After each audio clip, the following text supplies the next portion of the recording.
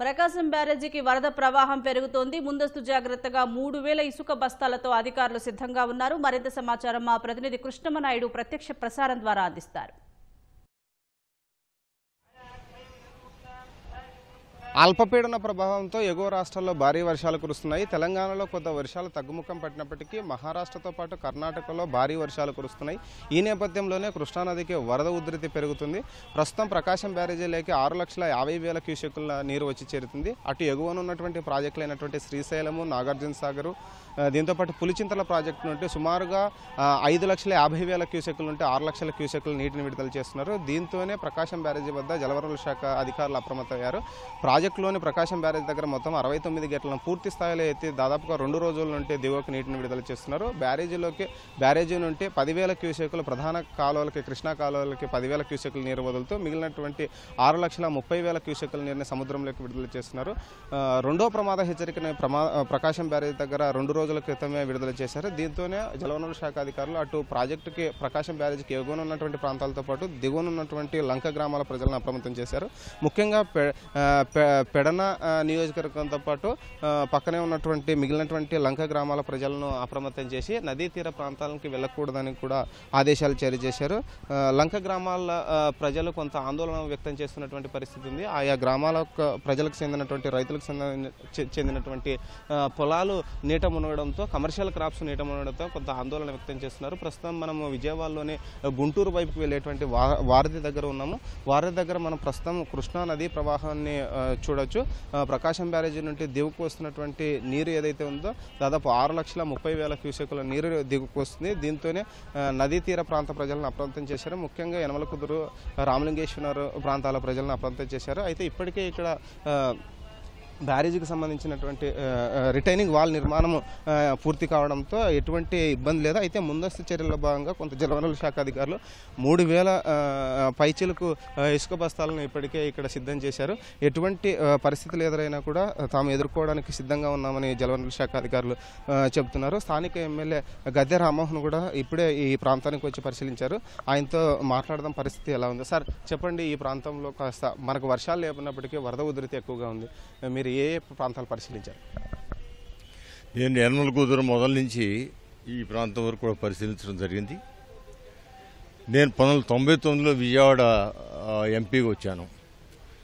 అంటే సుమారు 26 సంవత్సరాల నుంచి కూడా ఇంత సుదీర్ఘమైన ఫ్లడ్ ఎప్పుడు రాలేదు. అంటే అప్పుడు ఒక 4 రోజులు మ్యాక్సిమం ఒక వారం వచ్చి వెళ్ళిపోయేది. ఇప్పుడు దగ్గర వర్షాకాలం మొదల నుంచి కూడా ఫ్లడ్ వస్తుంది. ఏదేమైనా కూడా ఈ ప్రాంతం సుమారు 1,00,000 మందికి పైగా జనాభా ఉన్న ప్రాంతం. ఇది యనమలకుదురు చివరి నుంచి అక్కడ మన మెట్ల బజార్ వరకు. గతంలో 2 లక్షల క్యూసిక్స్ కానీ నీళ్ళు వస్తే మొత్తం ఫ్లడ్ వచ్చేది. ఇవాళ 7 లక్షలు వెళ్తూ ఉంది. పోయిన సంవత్సరం అయితే 13 లక్షలు వెళ్ళింది.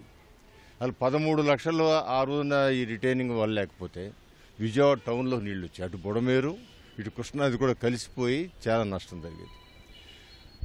ఈ రోజున నారా చంద్రబాబు నాయుడు గారు 2014-19లో విడిపోయిన రాష్ట్రాన్ని ముఖ్యమైనప్పుడు విజయవాడ వచ్చి మొట్టమొదటగా ఈ ప్రాంతాన్ని పరిశీలించడం జరిగింది.